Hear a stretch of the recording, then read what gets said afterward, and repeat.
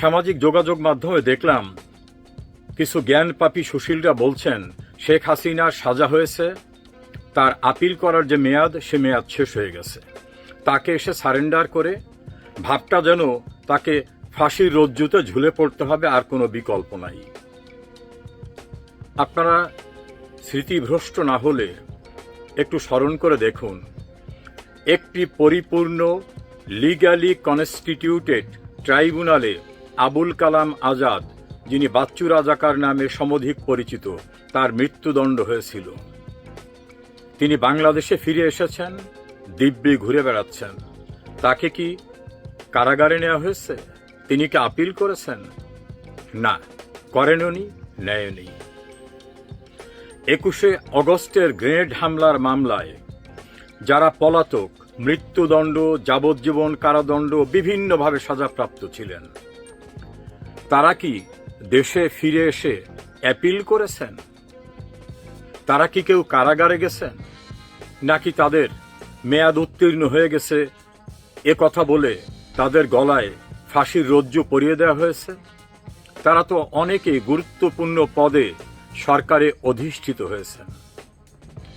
দুর্নীতি দমন কমিশনের দায়ের করা মামলায় সাজাপ্রাপ্ত অনেকেই দীর্ঘদিন পলাতক থেকে দেশে গিয়ে কিভাবে তারা অবমুক্ত হয়ে গেলেন, নির্দোষ সাব্যস্ত হলেন, এ প্রশ্নগুলো একবার ভেবে দেখবেন।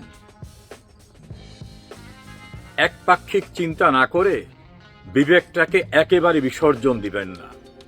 পাকিস্তানের কারাগারে বঙ্গবন্ধুকে মৃত্যুদণ্ডের আদেশ পড়ে শোনানো হয়েছিল, সেটা কি কার্যকর হয়েছিল? আগরতলা ষড়যন্ত্র মামলায় বঙ্গবন্ধুর বিরুদ্ধে সাক্ষ্য গ্রহণ প্রায় শেষ পর্যায়ে, সেই মামলার পরিণতি কি হয়েছিল মনে পড়ে? 2007 সালের সেনা সমর্থিত 111 সরকার সাবেক প্রধানমন্ত্রী শেখ হাসিনা, সাবেক প্রধানমন্ত্রী বেগম খালেদা জিয়া সহ অন্যান্যদের বিরুদ্ধে যে বিচার প্রক্রিয়া শুরু করে সাক্ষ্য গ্রহণ প্রায় শেষ করেছিলেন, সেই মামলার পরিণতি কি হয়েছিল সেগুলি কি আপনাদের মনে পড়ে? দুর্নীতির মামলায় সাজাপ্রাপ্ত হয়ে অ্যাপিলে থাকা অবস্থায়, অর্থাৎ সাজা তার বাতিল হয় নাই, সেই ব্যক্তি বাংলাদেশের অবৈধ অন্তর্বর্তীকালীন সরকারের প্রধান উপদেষ্টা হয়েছিলেন ডক্টর মোহাম্মদ ইউনূস। সেই মামলার সাজার পরিণতি কি হয়েছে এগুলো কি মনে আছে? এরকম অসংখ্য উদাহরণ আছে। ফলে যারা একপাক্ষিক অন্ধের মতো কথা বলেন, তাদের বলবো একটু পড়াশুনো করুন, একটু খতিয়ে দেখুন। রাজনৈতিক উদ্দেশ্যে অবৈধভাবে গঠিত ট্রাইব্যুনালের মাধ্যমে বেআইনি প্রক্রিয়ায় নিয়োজিত বিচারকদের দ্বারা যুদ্ধ অপরাধীদের পক্ষের আইনজীবীদের সরকারের পক্ষের প্রসিকিউশনের আইনজীবী নিয়োগ করিয়ে পলিটিক্যালি মোটিভেটেড যে জাজমেন্ট করানো হয়েছে, এই জাজমেন্ট এমনিতেও বেআইনি। তাছাড়া কোনো নৈতিকতার মানদণ্ডে, আইনের দৃষ্টিতে এই জাজমেন্ট কোনোভাবে সাস্টেইনেবল না। সুশীল সাজার আগে, জ্ঞান বিতরণ করার আগে একটু পড়াশোনা করুন, অতীত সম্পর্কে খোঁজ খবর নিন।